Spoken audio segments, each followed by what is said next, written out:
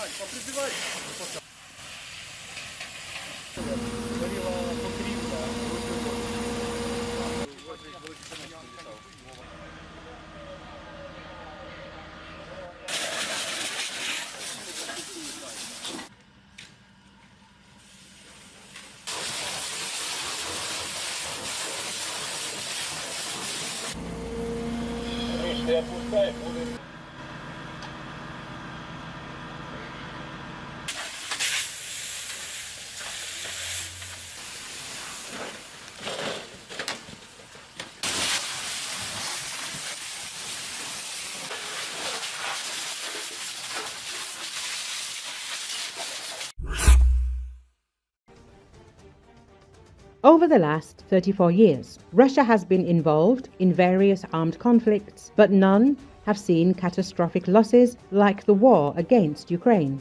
The wars in Transnistria, 2 Chechen campaigns, and the war against Georgia pale in comparison to the losses in the war against Ukraine.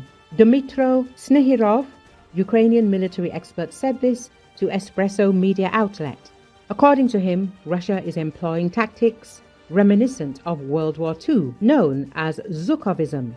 The Russians themselves refer to it as "we won't hold back on price, women will give birth to more." The total mobilization reserve of the occupying country is about 20 million, so the idea that a Russian command values the lives of its soldiers is completely contradictory to the nature of the fighting tactics, which are characterized by meat assaults or banzai attacks. A striking example of such banzai attacks is the attempted advance of the invaders in the Kindratovka area of Ukraine's Sumy region. Where certain tactical successes were achieved, they came at the cost of significant losses in personnel. Of the 100 stormtroopers who participated in the assault on the position of the Ukrainian Defense Forces, only 8 survived. According to Russian sources, these survivors were again thrown into the line of battle for further casualties. Over the 3 years of war against Ukraine, Russia has lost thousands of elite soldiers. The Special Forces Brigades of the Main Directorate of the General Staff of the Russian Armed Forces, the Airborne Divisions, Special Operations Forces, pilots and Marine Brigades make up the core of the Russian Army. Their training took years and millions of dollars. The expert added, The losses of the invaders in the Pokrovsk direction alone can be compared to the losses of the Russian army in the Second Chechen War.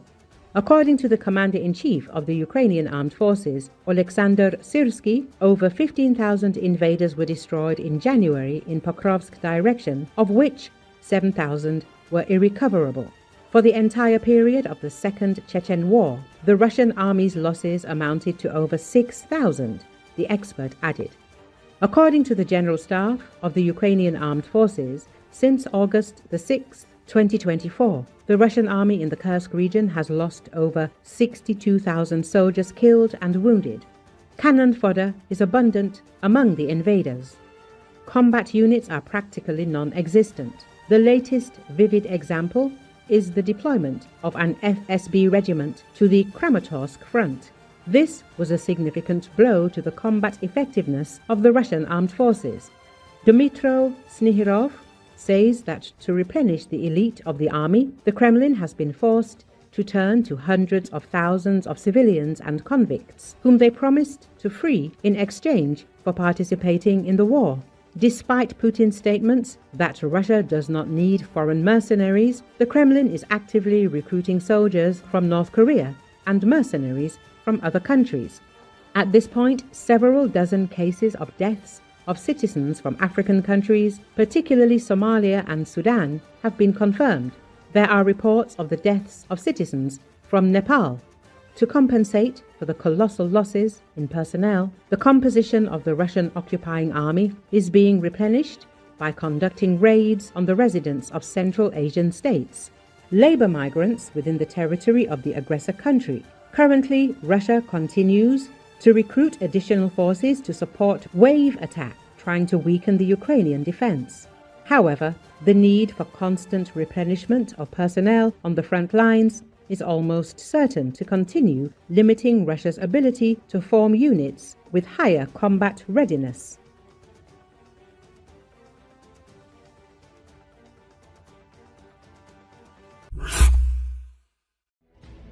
Ukrainian special forces have detected and targeted Russian armored vehicles, military trucks, and refueling vehicles, as well as areas where personnel were concentrated, in the occupied territories of Zaporozhye region.